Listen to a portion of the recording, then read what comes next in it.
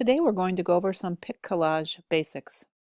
Before you get started with a Pic Collage project, you'll want to make sure that you have some quality pictures saved in your camera roll. Once you open the app, this is the screen that you'll get to. You can start by either going to Grids or Freestyle. I'm going to start by going to Grids.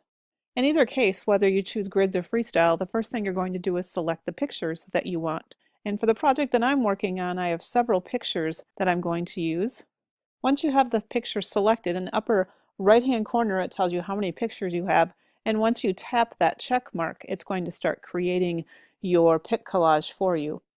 If you look across the bottom, you're going to see a variety of grids, and you're going to want to pick a grid that fits your project and fits the kinds of pictures you have.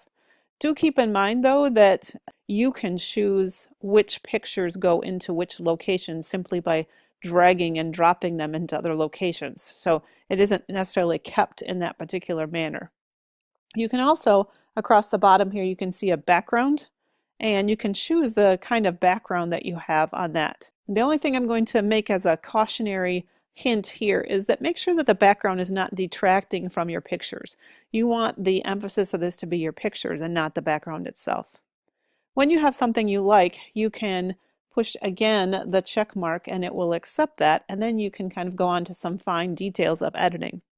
So first of all, as I mentioned, you can move pictures around to different locations by just again dragging and dropping them. You can also pinch a picture to make it smaller, or if you wanted to zoom in on something, you can also kind of tilt it a little bit if you'd like to. Again, that's just by using your two fingers and rotating those around in that manner. On the lower left-hand corner, you're going to see a plus sign, and with the plus sign, this allows you to add these different items in here. So again, you could go back to your layout, you could change your background, add more photos. In this particular case, I'm not seeing in use for stickers, but there may be at some point. And then there's also the adding of the text. So just by touching the text, I'm going to be able to type in here. So I want to put what year my project is about, because all of these pictures are dealing with one in particular year. So when I look at the keyboard screen, I have a couple of different things that are popping up here at the top. This one over here that looks like a teardrop with a dark background on it, if I touch that, that's going to change the background of that text box. So maybe I don't even want a background on it. It kind of had a glittery black background, and here's a silver one. Maybe I don't want one at all on that. The drop right next to it, to the left of it, is the color of the text. So you want to make sure you choose something that shows up well and fits with your pictures. And then the T is the kind of font that you would be using for this particular text that you're putting in there. Once you have the font and color and those kinds of things the way you want it, then you can simply drag the text around on your screen where you want it, and then you can go on the little two-headed arrow and make it bigger or smaller so that it fits where you need it to fit. On this particular project, probably putting the text in as far as explaining these pictures is going to be the most difficult part of this. Now I'm going to go ahead and click Done with this, and then I would want to save this to my library. I'm going to start over again to show you what Freestyle would look like. So I'm going to tap the Freestyle, and it says tap anywhere to add a photo. So then I'm going to click my photos, and again I'm going to go and select all of the photos that I want for this particular project. So I'm going to do the same as last time. Got 10 photos. I'm going to push that green check mark. So what's different about this is that it lets you put them wherever you want, so you can arrange them, you can make some bigger, some smaller, you can tilt them, and basically you can kind of format them however you want. Another thing you can do with this, which is kind of fun, is I'm going to double tap on a picture and it brings up this extra menu, and I'm going to choose cutout from here. So on this cutout, across the bottom now you can see there are ways that I can cut this picture out. So maybe I want this picture to have some kind of rounded corners. So I chose this one. I'm going to take my two fingers and I'm going to rotate it, and then I'm also going to make it a little bit bigger.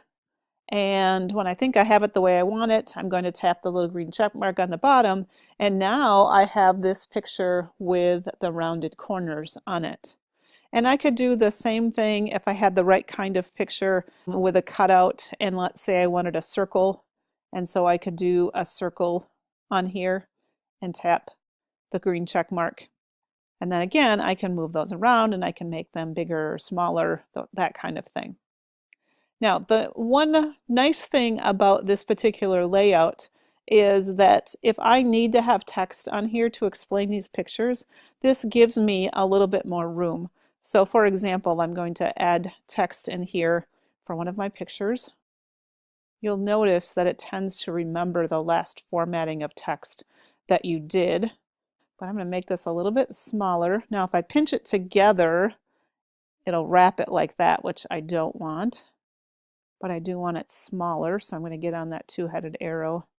And I want this by this picture because it's explaining that particular picture that I have. Now I would want to repeat that with my other pictures as well. Now again, this is one of those cases where my background on here is kind of blah, but I do want to warn you when you can see this on this particular case specifically, you want to make sure that your pictures stand out and that you aren't detracting from your picture. So I'm going to show you purposely what I wouldn't do. So if I look at this, the first thing my eyes go to is this loud background. And so I wouldn't pick that it just is really detracting from my pictures. So again, think about that. Once again, when you have this laid out the way you want it laid out and the design you want, those kinds of things, you're going to click Done, and then you're going to click Save to Library.